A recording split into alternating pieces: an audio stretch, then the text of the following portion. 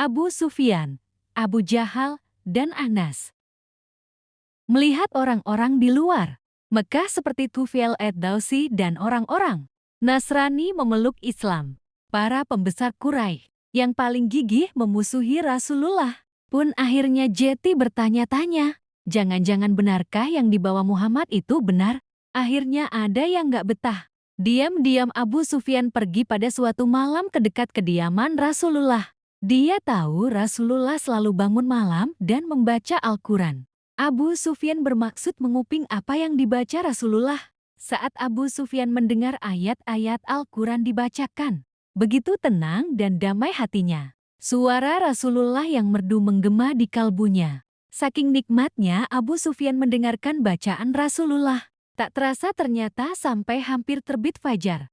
Ketika fajar tiba dan Abu Sufyan bergegas pulang. Namun saat itu, dia memergoki Abu Jahal juga sedang mendengarkan bacaan Rasulullah.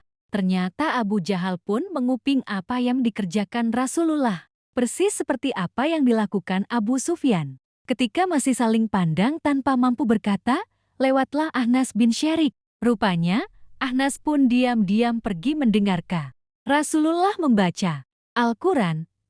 Mereka bertiga pun saling menyalahkan. Kejadian ini tidak boleh terulang lagi, ujar salah satu dari mereka. Jika masyarakat kita tahu, kedudukan kita akan lemah dan mereka akan berpihak kepada Muhammad. Ketiganya pun berjanji untuk tidak mengulangi perbuatan itu.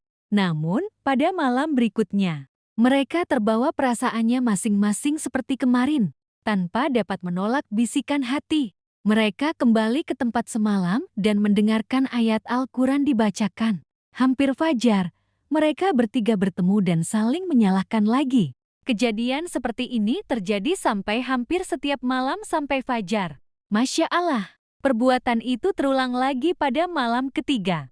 Ketika saling bertemu pada waktu fajar, kembali mereka saling tuduh. Rasa takut kemudian timbul di hati masing-masing.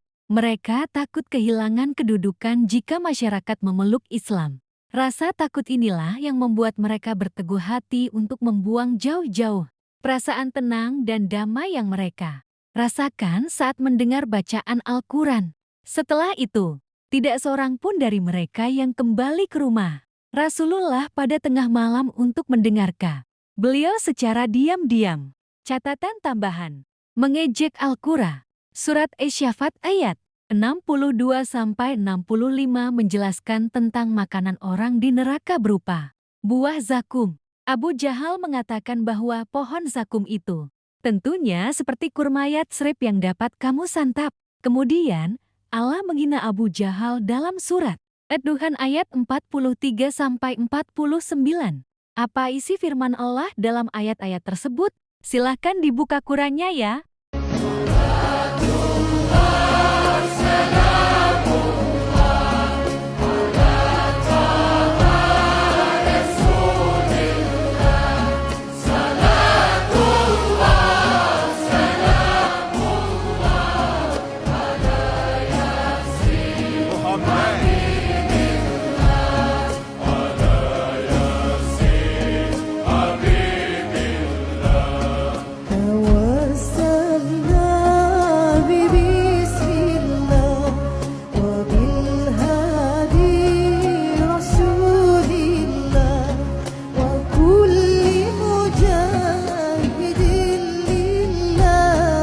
بأ